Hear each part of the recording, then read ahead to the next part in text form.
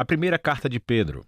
Seu nome era Shimon, ou Simão, quando ele se tornou um seguidor de Jesus, e ele fazia parte do círculo interno dos 12 discípulos. Quando ele confessou que Jesus era o Messias, Jesus mudou o nome dele para Kéfas, que é aramaico para pedra, e mais tarde foi traduzido para o grego como Petros, ou Pedro.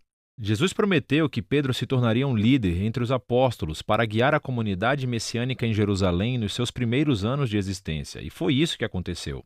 Lembre-se dos primeiros capítulos do livro de Atos. Pedro acabou sendo chamado para levar as boas novas de Jesus para além das fronteiras de Israel. Mas essa carta foi escrita décadas após essa missão ao mundo romano em geral. Descobrimos no final dessa carta que Pedro está em Roma, que ele chama de Babilônia. E aprendemos que Pedro encomendou essa carta, mas na verdade ela foi composta por um homem chamado Silvano, que era um colega de Pedro. Essa foi uma carta circular enviada para várias comunidades eclesiásticas na província romana da Ásia Menor, que é a atual Turquia. E Pedro descobriu que esses irmãos, de grande maioria não judeus, estavam sendo perseguidos. Eles estavam enfrentando hostilidade, sendo assediados pelos seus vizinhos gregos e romanos.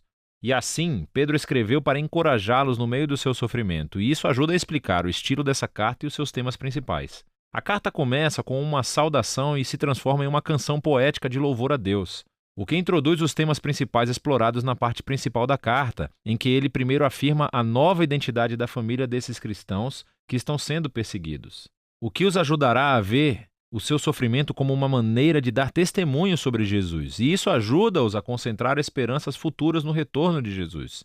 Vamos aprender mais. Você verá como todas as peças funcionam juntas. Pedro começa cumprimentando essas igrejas como o povo escolhido de Deus que está exilado pelo mundo inteiro. Contudo, Pedro deixa claro ao longo da carta que esses cristãos são gentios, mas aqui ele os descreve com frases do Antigo Testamento que descrevem como Deus escolheu o povo de Israel, a família de Abraão, ele próprio um exilado e errante. Essa é uma estratégia-chave que Pedro repete ao longo de toda a carta. Ele quer que esses cristãos não-judeus que estão sofrendo vejam que, através de Jesus, agora pertencem também à família de Abraão. Eles estão exilados como ele, são incompreendidos e maltratados, e estão procurando seu verdadeiro lar na Terra Prometida. Pedro continua essa ideia no Salmo de abertura. Ele louva a Deus por fazer as pessoas nascerem de novo em uma esperança viva através da ressurreição de Jesus e do poder do Espírito. Deus está convidando todas as pessoas para uma nova família centrada em torno de Jesus. Uma família que tem uma nova identidade como filhos amados de Deus e que tem uma nova esperança de um mundo renascido pelo amor de Deus quando Jesus retorna como Rei. E, para as pessoas que têm essa esperança, o sofrimento e a perseguição são, na verdade, um presente estranho, porque queima esperanças falsas e distrações como um fogo purificador e nos lembra do nosso verdadeiro lar e esperança. E assim, paradoxalmente, as dificuldades da vida realmente aprofundam nossa fé, tornando-na mais genuína. A partir daqui, Pedro vai passar para o corpo da carta, mas vai explorar todas essas ideias com mais profundidade. Ele primeiro desenvolve o tema sobre a nova identidade familiar do povo de Deus. Ele pega imagens ainda mais memoráveis do Antigo Testamento sobre a família de Israel e aplica-as a esses cristãos gentios. Assim como os israelitas deixaram o Egito, eles também devem estar prontos para a viagem, de sandálias nos pés e vara na mão, e deixar seu antigo modo de vida a caminho de um futuro novo. Agora, eles são o povo santo de Deus que viaja pelo deserto. Eles são o povo do novo Êxodo, que foi redimido pelo sangue de Jesus, que é o último Cordeiro Pascal. Eles são o povo da nova aliança, que tem a palavra de Deus semeada profundamente dentro de si, restaurando seus corações e renovando as suas mentes. Eles são o novo templo construído sobre a fundação do próprio Jesus. E eles são o novo reino de sacerdotes que estão servindo a Deus como seus representantes para as nações.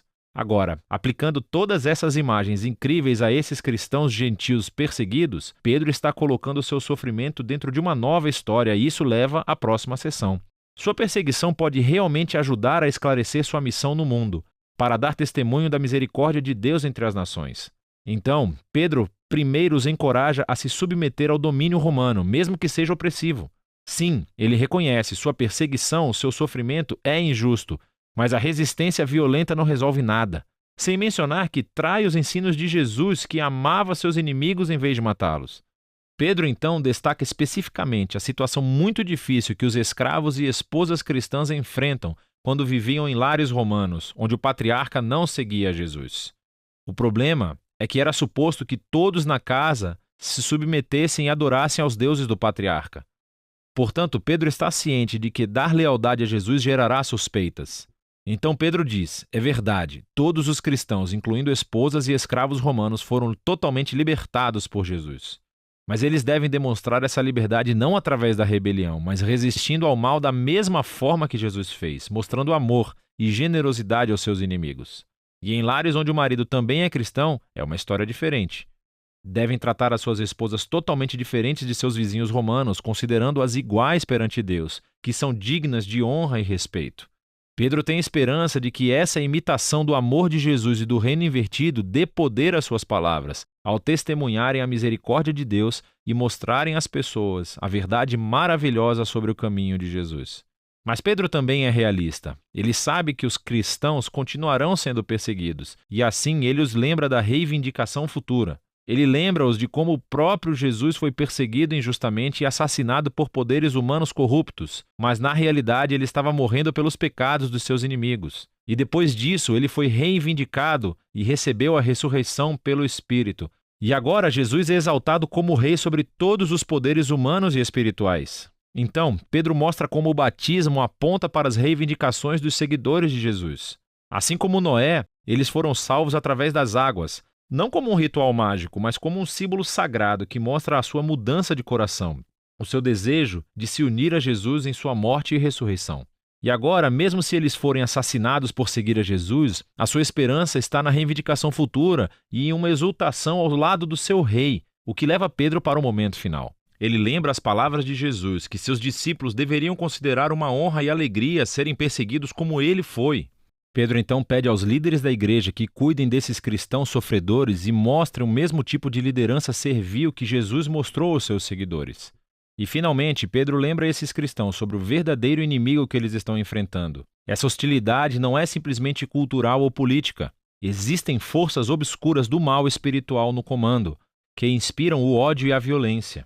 E eles devem resistir a esse mal permanecendo fiéis a Jesus e aos seus ensinamentos, e antecipando o seu retorno e vitória final sobre esse mal. Pedro conclui com uma oração pela força divina e envia uma saudação à igreja em Roma, que ele chama de Babilônia. Isso é bem legal. Pedro está adotando aqui a tradição dos profetas do Antigo Testamento, para quem o nome Babilônia tornou-se o arquétipo para toda e qualquer nação corrupta. E assim Roma tornou-se a nova Babilônia, e o seu império é onde o povo de Deus está agora exilado de seu verdadeiro lar, na criação renovada. A primeira carta de Pedro é um poderoso lembrete da esperança cristã no meio do sofrimento. Desde o início da sua criação, o povo de Deus tem sido uma minoria mal entendida, e eles devem esperar enfrentar hostilidade porque escolheram viver sob o governo de um rei diferente, Jesus. No entanto, a perseguição pode se tornar um presente estranho para a igreja, pois oferece uma oportunidade de mostrar aos outros a surpreendente generosidade e amor de Jesus, alimentados pela esperança do seu retorno. E é isso que 1 Pedro explica. A segunda carta de Pedro. Ela é dirigida à mesma rede de igrejas da primeira carta de Pedro, e provavelmente foi escrita no mesmo local em Roma. Pedro se torna ciente do fato de que morrerá em breve. E a evidência que temos da tradição antiga é que Pedro foi executado pelas autoridades romanas durante o reinado do imperador Nero.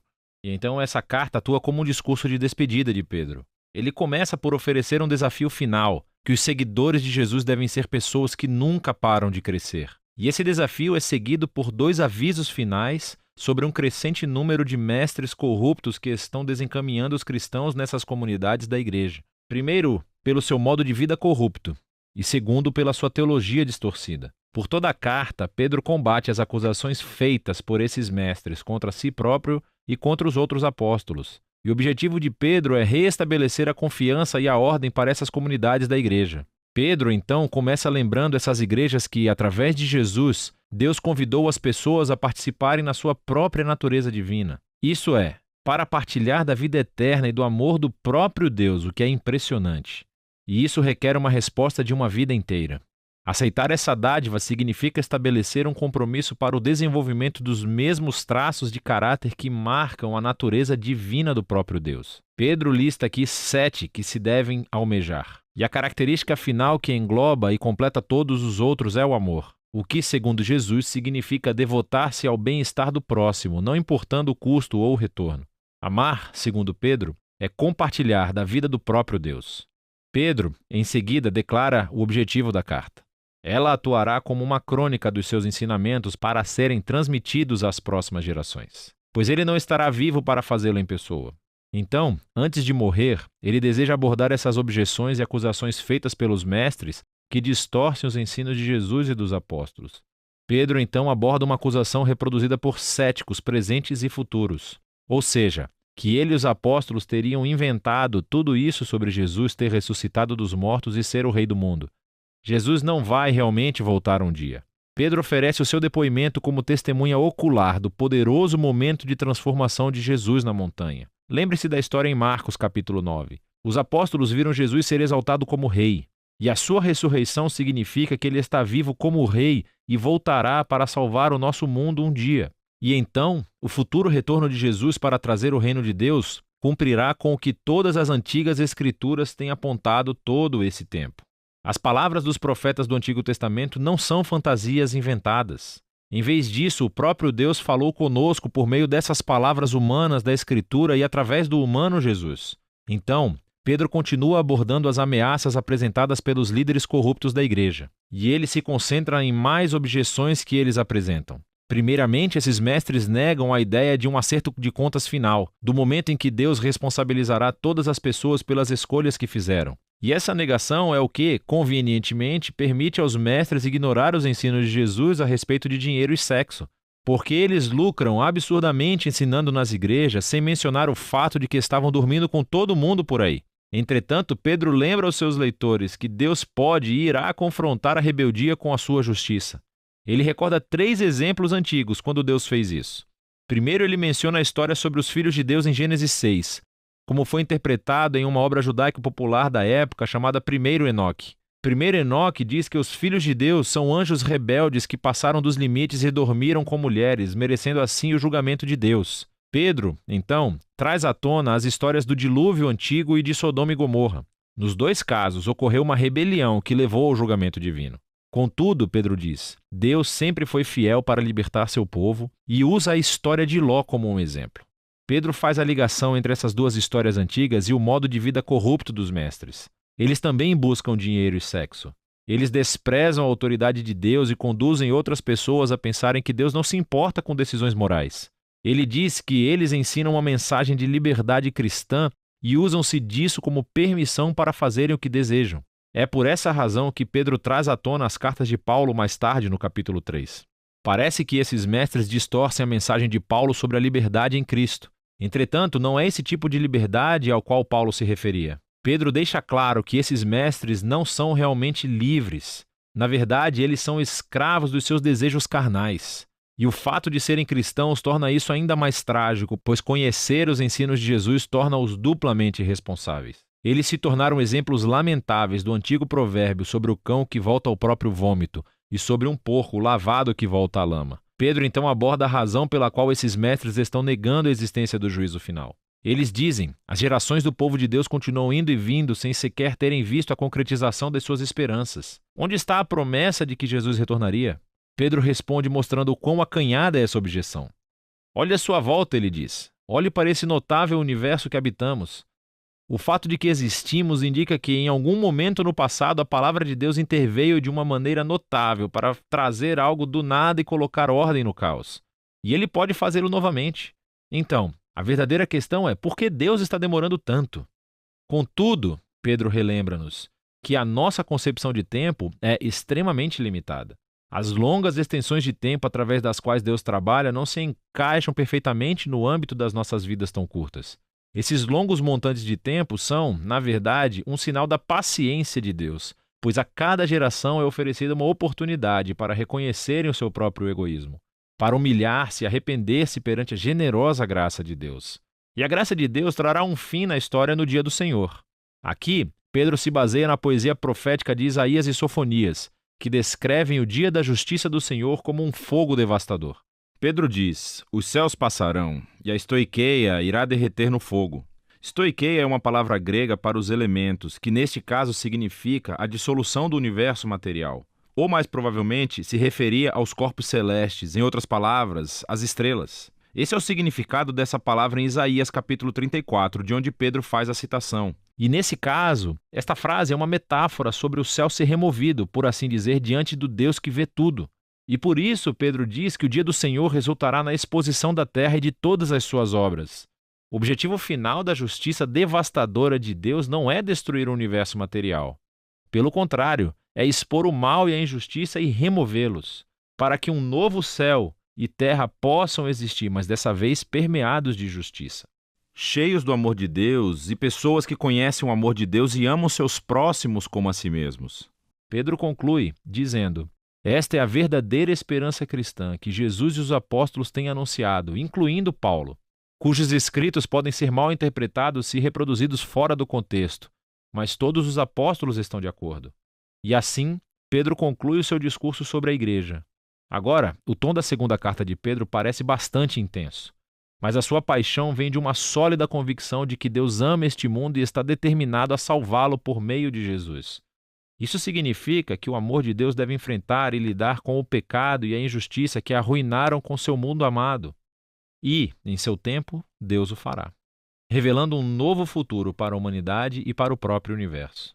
E por isso, 2 Pedro oferece uma visão ampla e expansiva da esperança para todo o mundo e nos desafia a fazer uma avaliação das nossas vidas diárias. E é disso que se trata a segunda carta de Pedro.